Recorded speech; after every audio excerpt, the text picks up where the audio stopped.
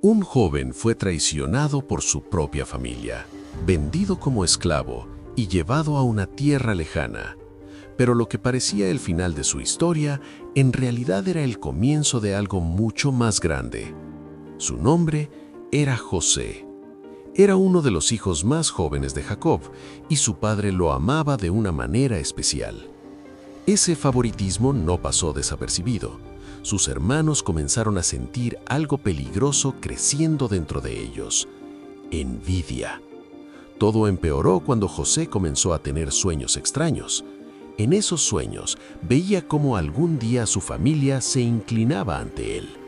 Cuando se los contó a sus hermanos, en lugar de alegrarse, lo odiaron aún más.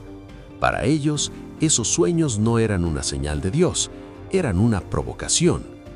Un día, su padre lo envió al campo para ver cómo estaban sus hermanos.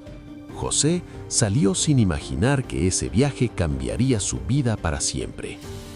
Desde lejos, sus hermanos lo vieron acercarse y comenzaron a planear algo oscuro.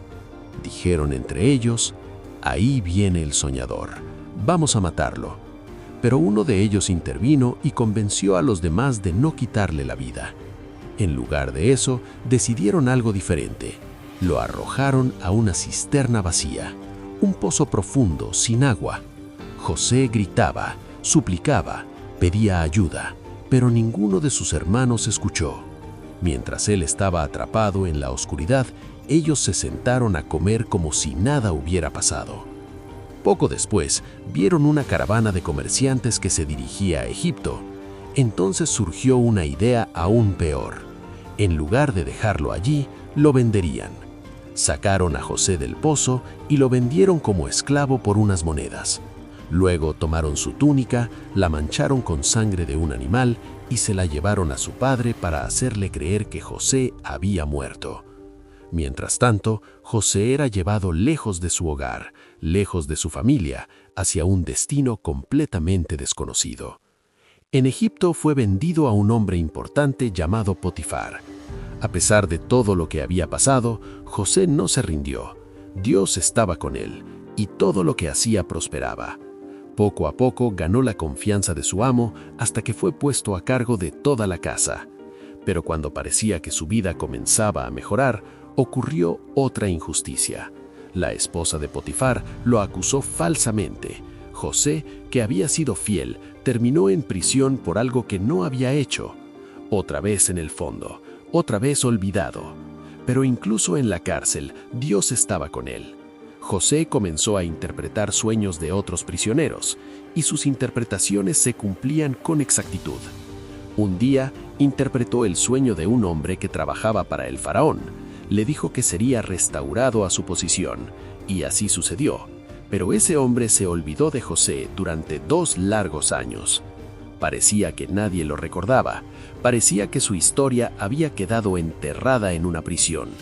Hasta que un día, el faraón tuvo un sueño que nadie podía interpretar. Entonces, aquel hombre recordó a José. Lo sacaron rápidamente de la cárcel y lo llevaron ante el faraón. José escuchó el sueño y con la ayuda de Dios lo interpretó. Habló de años de abundancia seguidos por años de hambre. El faraón quedó impresionado, tanto que tomó una decisión inesperada. Nombró a José como gobernador de todo Egipto, el segundo hombre más poderoso del reino. El joven que había sido vendido como esclavo ahora gobernaba una nación. Pasaron los años y tal como José había dicho, llegó una gran hambre sobre la tierra. Personas de muchos lugares viajaban a Egipto en busca de alimento.